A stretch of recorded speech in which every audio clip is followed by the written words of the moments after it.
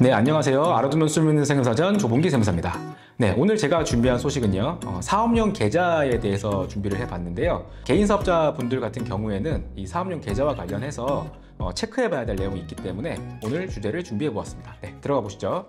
일단 사업용 계좌가 무엇인지에 대해서 짚고 가보도록 하겠습니다. 이 사업용 계좌란 사업과 관련 없이 개인적으로 사용하는 금융 거래를 구분하기 위해서 개설해서 등록해야 하는 계좌로서 사업과 관련된 금융 거래를 위한 계좌를 말합니다. 국세청에서는요, 이 사업용 계좌 등록을 의무화 시켜놓고 있는데요. 그 이유가 뭔지 좀 살펴보면은, 일단 첫 번째로는 대표님의 개인적인 거래와 사업 거래를 구분할 수 있게 하기 위해서 사업장에 들어오고 나가는 현금을 보다 정확하게 파악할 수 있도록 하기 위해서고요.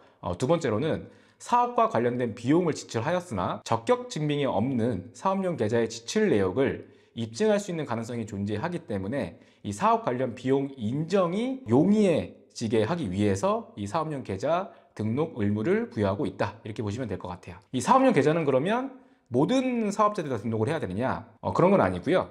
사업용 계좌는 이제 소득세법상에서 복식부기 의무자라는 규정이 있습니다. 이 복식부기 의무자인 경우에만 사업용 계좌 개설 의무를 두고 있다, 이렇게 보시면 되는데, 과거 영상에서도 소개해 드린 적이 있지만 한 번 더 짚어드리자면, 일단 복식부기 의무자라고 하는 거는요, 직전 연도 수익 금액을 기준으로 어떤 특정 금액이 넘어가는 사업자인 경우에 복식부기 의무자라고 규정을 두고 있는데요. 대표적으로 뭐 도소매업 같은 경우에는 3억 원 이상, 제조업이나 음식점업, 정보서비스업 같은 경우에는 1억 5천만 원 이상, 부동산 임대업이나 전문 과학기술 서비스업, 교육 서비스업 같은 경우에는 7,500만 원 이상으로 규정하고 있습니다. 소득세법 안에는 사업용 계좌를 이럴 경우에 꼭 사용해라, 이렇게 법 문구로 정해놓고 있는 게 있는데, 거래 대금을 은행을 통해서 송금, 이제 계좌 이체, 카드 대금 이런 것들을 지급하는 경우에 사업용 계좌를 꼭 사용해라, 이렇게 되어 있고요. 그다음에 두 번째로 사업과 관련해서 지급하는 인건비, 임차료 등을 지급하는 경우에도 사업용 계좌를 꼭 사용해라, 이렇게 되어 있고요. 어음으로 이루어진 거래 대금의 지급과 수취에 있어서도 사업용 계좌를 사용해라, 이렇게 의무를 두고 있다, 이렇게 보시면 되고요. 아까 복식부기 의무자 같은 경우에는 사업용 계좌 개설 의무가 있다고 했잖아요. 그러면 이 개설 의무에 대한 신고 기한을 두고 있는데, 복식부기 의무자에 해당하는 과세 기간의 개시일부터 6개월 이내에 등록해야 된다, 이렇게 나와 있습니다. 그러니까 예를 들어서 2023년도부터 복식부기 의무자에 해당하게 되는 경우에는요, 2023년 1월 1일부터 6월 30일까지 등록을 해주시면 되겠습니다. 만약에 의무를 좀 이행하지 않았을 경우에 어떤 불이익이 있느냐, 이거 좀 살펴보면요, 사업용 계좌 미사용과 미등록에 대한 불이익이 존재를 하는데요.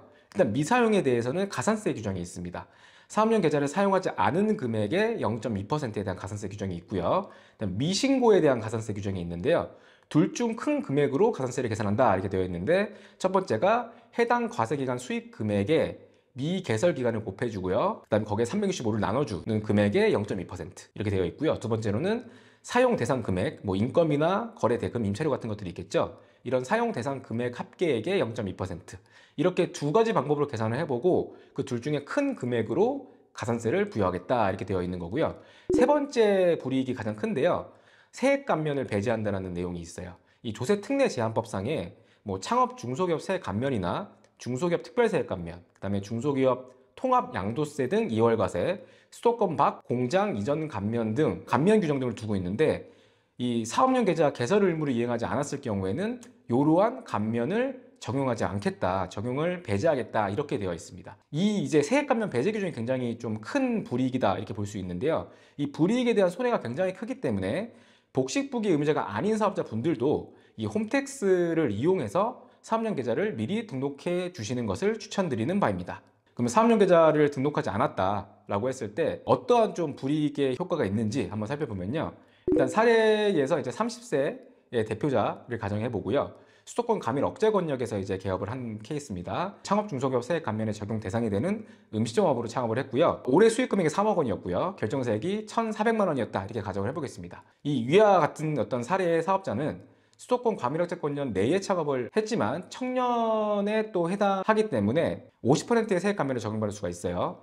근데 세액 감면을 적용받으면 결정세액의 50%를 감면을 받기 때문에 1,400만 원의 세금을 내는 게 아니라 700만 원만 내면 되겠죠.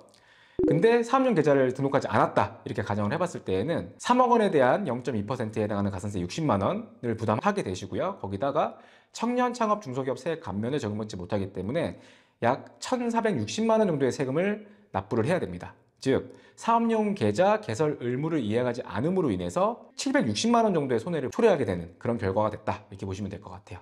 이 세금액이 더욱 큰 사장님이라고 하시면은 그 손해의 규모는 더욱더 커지겠죠. 그래서 이 사업용 계좌 개설 의무는 이제 앞서 말씀드렸듯이 복식부기 의무자에게 부여된 것이기 때문에 먼저 복식부기 의무자가 되었는지 여부를 세무사무실에다가 한번 확인을 한번 해보셔야 되고요. 만약 복식부기 의무자가 아니라고 하시더라도 추후 신고 기한을 놓치시는 그런 문제가 발생하실 수 있기 때문에 미리 등록을 해 놓으시는 것을 다시 한번 추천드리고 싶습니다. 오늘 사업용 계좌에 대한 내용은 여기까지 준비를 했고요. 다음 시간에도 더욱더 유익한 주제를 들고 오도록 하겠습니다. 조봉기 세무사였습니다.